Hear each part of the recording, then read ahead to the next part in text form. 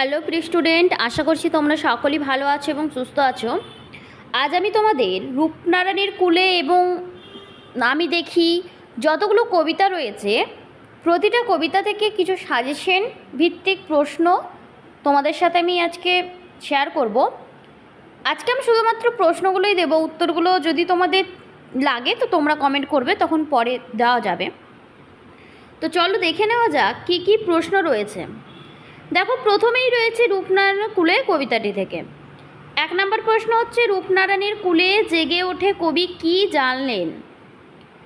2 নম্বর দেখো, চিনিলাম আপনারে কবি কিভাবে নিজেকে চিনলেন। 3 নম্বর, কঠিনেরে ভালোবাসিছিলাম কঠিনকে ভালোবাসার কারণ কি। এগুলো কিন্তু সব সংক্ষিপ্ত উত্তরধর্মী প্রশ্ন। এর প্রশ্নের মান হচ্ছে 1। রূপনারায়ণের কুলে কবিতায় মৃত্যুতে সকল দেনা কিভাবে শোধ করা সম্ভব বলে কবি মনে করেছিলেন, এ একটা প্রশ্ন। আর 5 নম্বর যে প্রশ্নটি তোমরা স্ক্রিনে দেখতে পাচ্ছ সেটা হচ্ছে, জেগে উঠিলাম কবি কোথায় কিভাবে জেগে উঠলেন। এই যে প্রশ্নটি না, খুবই গুরুত্বপূর্ণ একটা প্রশ্ন, এবং আমি তোমাদের যতগুলো প্রশ্ন আজকে তোমাদের সাথে শেয়ার করব প্রত্যেকটি কিন্তু খুবই গুরুত্বপূর্ণ। তোমরা যদি এগুলো ভালোভাবে মুখস্থ করে যাও, পড়ে যাও, তোমাদের কিন্তু 100% শিওর কমন আসবেই। এবং আমি শুধু এটাই বলবো না যে তোমরা শুধু আমার ভিডিও দেখে এই কয়েকটা প্রশ্নই পড়ে যাও, তোমরা নিজেরাও নিজেদের মতো করে কিছু প্রিপারেশন করো, এবং তার সাথে সাথে আমি যে প্রশ্নোত্তরগুলো দিচ্ছি এগুলো তোমরা পড়ো, দেখবে তোমাদের অনেক কমন এসেছে।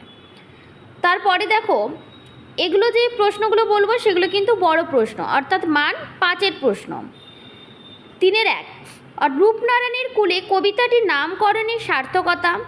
2 নম্বর প্রশ্ন দেখো, রূপনারায়ণের কুলে জেগে উঠিলাম কে জেগে উঠলেন, জেগে ওঠার আসল অর্থ কবিতাটির মধ্যে কিভাবে প্রকাশিত হয়েছে তা বুঝিয়ে দাও।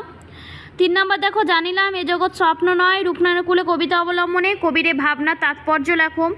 এগুলো কিন্তু সবই 5 নম্বরের প্রশ্ন। তারপরে নেক্সট দেখো, সত্য যে কঠিন এই উপলব্ধিতে কবি কিভাবে উপনীত হলেন তা রূপনারায়ণের কুলে কবিতা অবলম্বনে লেখো। মানে কি বলতো, ওই যে 3-এর যে প্রশ্ন, যে 4-এর প্রশ্ন আর 5-এর প্রশ্ন আছে, সে কখনো করে না বঞ্চনা, সে কখনো বঞ্চনা করে না, কে কখনো বঞ্চনা করে না, কবি কিভাবে তার ভাবনায় উপনীত হয়েছেন সেটা কিন্তু তোমাদের লিখতে হবে। আর কিছু কিছু প্রশ্ন উত্তর দেখবে উত্তরগুলো সেম হবে, কিন্তু প্রশ্নটা একটু ঘুরিয়ে মানে আরও 2-3 রকমভাবে দিতে পারে। এই যে এবার স্ক্রিনের মধ্যে তোমরা যেটা দেখতে পাচ্ছ সেটা হচ্ছে শিকার কবিতা থেকে। দেখো, বলছে একটি তারা এখন আকাশে রয়েছে, তারাটিকে কবি কিসের সঙ্গে তুলনা করেছেন। এগুলো কিন্তু মান 1-এর প্রশ্ন। মোরগ ফুলের মতো লাল আগুন, এখানে কোন আগুনের কথা বলা হয়েছে। 3 নম্বর, সুন্দর বাদামি হরিণ চিতাবাঘিনীর হাত থেকে বাঁচাতে কোন কোন বনে ঘুরেছিল। 4 নম্বর, নদীর তীক্ষ্ণ শীতল ঢেউ এসে নামলো, সে নদীতে না কেন নামলো। 5 নম্বর, সোনার বর্ষার মতো জেগে ওঠে হরিণটি কি করতে চেয়েছিল। এবারে যে প্রশ্ন উত্তরগুলো তোমরা উত্তর না, শুধু প্রশ্নগুলোই পাবে, সেগুলো হচ্ছে তোমাদের বড় প্রশ্ন, অর্থাৎ প্রশ্নের মান কিন্তু 5। এতক্ষণ তোমরা 1 নাম্বারেরগুলো পেলে, এবারে শিকার কবিতায় তোমরা বড় প্রশ্নগুলো দেখবে। আর কবিতাগুলো তোমরা অবশ্যই কিন্তু বারবার পড়বে, তাহলে তোমাদের কিন্তু শর্ট প্রশ্ন মুখস্থ করতে হবে না। আর কবিতার ভিডিওগুলো যদি আমার চ্যানেল এখনও না দেখে থাকো তো অবশ্যই গিয়ে একবার চেক করে নেবে, দেখে নেবে, আমি প্রতিটা লাইন ধরে কিন্তু মানে বুঝিয়ে দিয়েছি। দেখো, 3 নম্বরের এবারে চলে এসেছে মান 5-এর প্রশ্ন। 3-এর 1 আছে। দেখো, যে শিকার কবিতায় ভোরের পরিবেশ যেভাবে চিত্রিত হয়েছে তা নিজের ভাষায় লেখো। সে পরিবেশ কোন ঘটনায় করুণ হয়ে উঠলো সেটা কিন্তু নিজের ভাষাতে তোমাদের গুছিয়ে লিখতে হবে। তারপরে নেক্সট প্রশ্ন দেখো, এই ভোরের জন্য অপেক্ষা করছিল, কে অপেক্ষা করছিল, তার পরিণতি কি হয়েছিল। তারপরের প্রশ্ন দেখো, এসেছে সে ভোরের আলোয় নেমে, সেই ভোরের আর বর্ণনা দাও, সে ভোরের আলোয় নেমে আসার পর কি কি ঘটলো। দেখো, এই কবিতাটি তোমাদের মনে হতে পারে খুবই কঠিন একটা কবিতা, তোমরা মানে বুঝতে পারোনি, কিন্তু দেখবে আমি আমার চ্যানেলে ভালোভাবে বিস্তারিতভাবে আলোচনা করে বুঝিয়ে দিয়েছি, তোমরা ওইখানে গিয়ে একবার চেক করে নেবে, তোমাদের অনেক সহজ মনে হবে। এরপরে তোমরা আরও কিছু প্রশ্ন দেখো, এসেছে ভোরের আলোয় নেমে, সেই ভোরের বর্ণনা দাও, এটা বললাম। তারপরের প্রশ্ন দেখো, নাগরিক লালসায় নীল অমলিন প্রকৃতির মাঝে পবিত্র জীবন হারিয়ে যায়, হিমশীতল মৃত্যুর আধারে শিকার কবিতা সূত্রে উদ্ধৃত অংশটি নিহিতার্থ লেখো। তারপরে প্রশ্ন, ভোর শব্দটি শিকার কবিতায় কোন কোন ব্যঞ্জনে উপস্থাপিত হয়েছে তা বিশ্লেষণ করে। তারপরের প্রশ্ন হচ্ছে শিকার কবিতা নামকরণের সার্থকতা। আরেকটা কথা আমি বলে রাখবো তোমাদের, প্রতিটা কবিতা, প্রতিটি গল্প, তোমাদের তো 3টি গল্পই রয়েছে, তো নামকরণে যে সার্থকতা রয়েছে সেগুলো কিন্তু অবশ্যই তোমরা পড়বে, কারণ নামকরণের সার্থকতা একটা কমন প্রশ্ন, তোমাদের মাথায় এটা মানে থাকবে যে এখানে এই নামকরণের সার্থকতা থেকে একটা না একটা দিতেই পারে, আর প্রতি বছরই কিন্তু দিয়ে থাকেন। চলো এবারে আমরা দেখে নেব নেক্সট। এবারে কিন্তু মহুয়ার দেশ কবিতা, আর এখানের মান হচ্ছে 1 নাম্বার এই প্রশ্নগুলোর। ঘুমহীন তাদের চোখে হানা দেয়, কিসের ক্লান্ত দুঃস্বপ্ন হানা দেয়, কেন? তারপরে প্রশ্ন দেখো, আমার ক্লান্তির ওপর ঝরুক মহুয়া ফুল, নামুক মহুয়ার গন্ধ, আমার বলতে কার কথা বলা হয়েছে, এমন কামনার কারণ কি? 3 নাম্বার প্রশ্ন দেখো, মহুয়ার দেশ কবিতায় প্রাকৃতিক সৌন্দর্যের আড়ালে শ্রমজীবী মানুষের যে বাস্তব অবস্থানের যে স্বরূপ চিত্রিত হয়েছে তা আলোচনা করো। এটা কিন্তু বড় প্রশ্ন। তারপরে প্রশ্ন, অবসন্ন মানুষের শরীরে দেখি ধুলোর কলঙ্ক, এখানে কোন মানুষদের কথা বলা হয়েছে, তারা অবসন্ন কেন, ধুলোর কলঙ্ক বলতে কি? এখানে কিন্তু একটু বড় প্রশ্ন এগুলো, এগুলো মান 5এও দিতে পারি, 5এরই প্রশ্ন এগুলো। আর তোমরা কিন্তু ওই যে শেষে যে দুটো দেখলে না, ওইগুলো খুবই কিন্তু গুরুত্বপূর্ণ। তারপরে সংক্ষিপ্ত দেখো, অলস সূর্য দেয় কে, অলস সূর্য কী এঁকে দেয়, অলস সূর্য দেয় কে, সূর্যকে অলস বলার কারণ কি?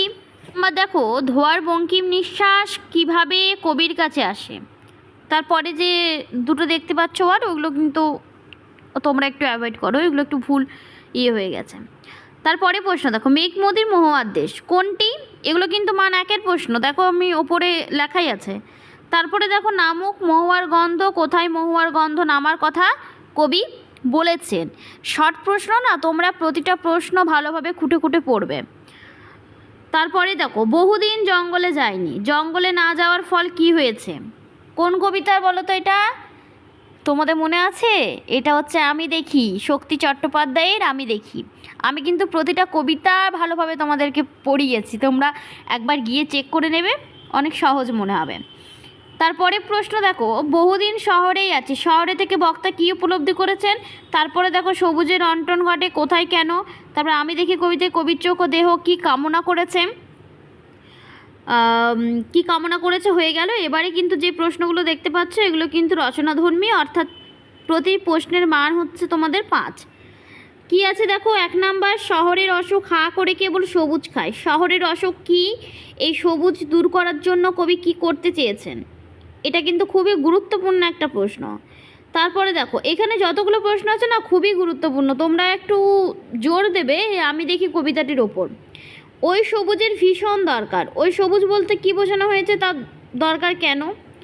তারপরে নেক্সট প্রশ্ন দেখো, আমার দরকার শুধু গাছ দেখা, বক্তার গাছ দেখা দরকার কেন।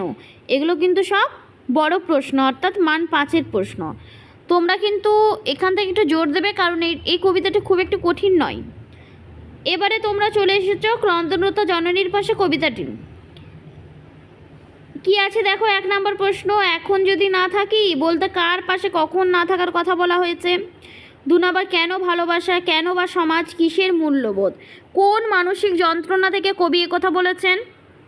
তারপরে দেখো, যা পারি কেবল, কে কি পারেন।